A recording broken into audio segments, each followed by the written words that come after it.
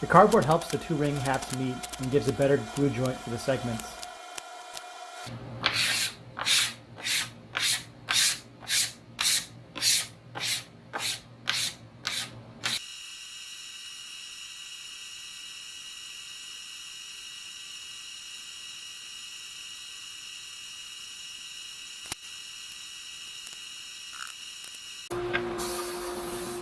I sand the halves to make sure the rings meet without gaps.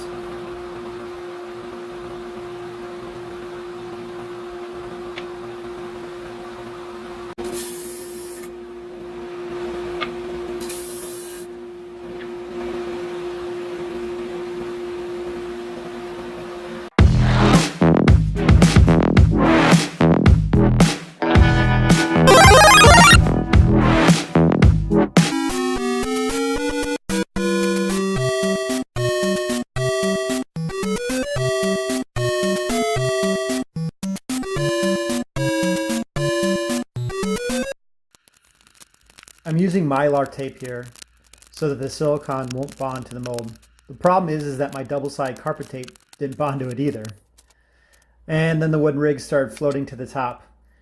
I spent the next 2 hours off camera pushing down the ring into the silicone until it hard enough that the ring didn't float anymore. Super fun.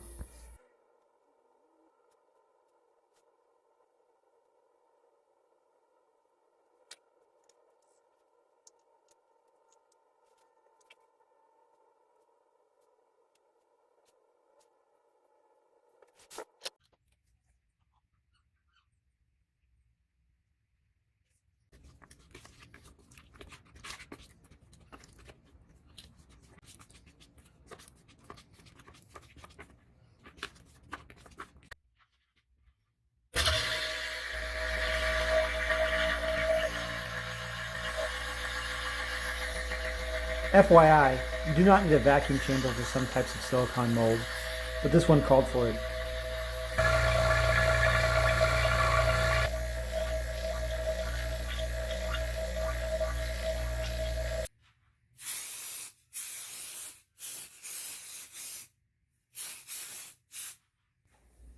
That brown stuff is polymer clay. I use it to take up the excess space in the mold. I like it because it's quickly and easily adjusted for various size rings I need to make.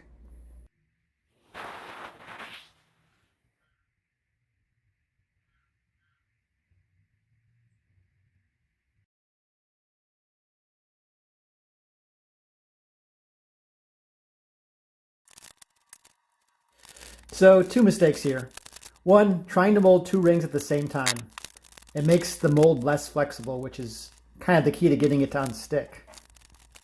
And number 2, for some reason I wood glued my melamine boards together instead of using pocket screws. I ended up having to cut this, but I put it back together later with hot glue, which worked just fine. You can see the ring has a thin layer of silicone on the bottom side because it had become detached when I was pouring the mold. Getting it out felt a lot like surgery. I just had to cut away the parts of the silicone in contact with the ring using a razor blade.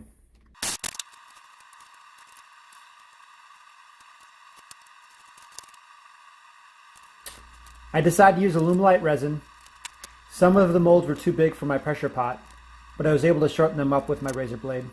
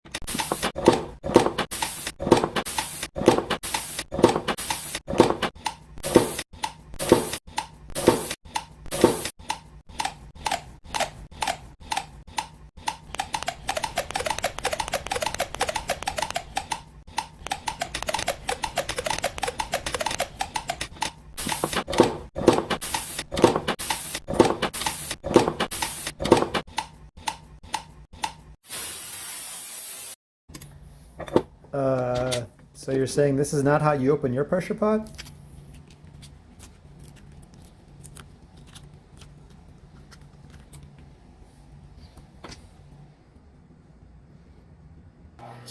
Some of my rings ended up a little askew.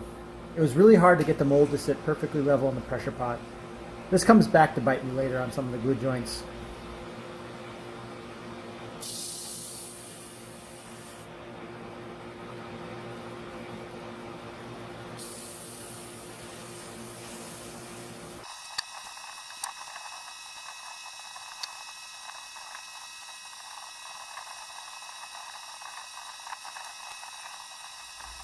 I glue the rings in stages. In the last glue up, I'm scraping off the excess resin that dripped down. I use West Marine epoxy and sometimes 5-minute epoxy if the gaps are really pronounced, as it's thicker.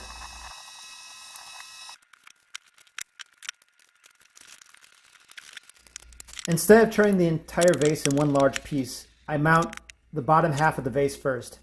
This actually makes it easier to get inside and hollow it out. Finally, after what feels like forever, I get to mount these things on the lathe. I actually am not a big fan of turning resin. It's slow going. The negative rate carbide cutter is great for this. A traditional HSS bowl gouge has a tendency to really dig in and put nasty gouges in the resin. I will say that the negative rate scraper generated a ton of heat though.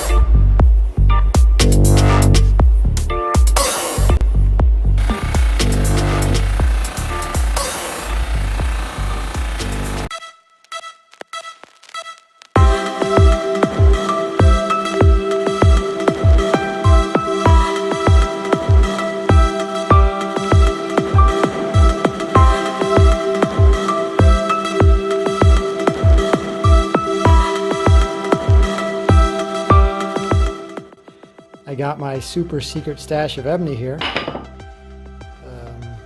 Oops.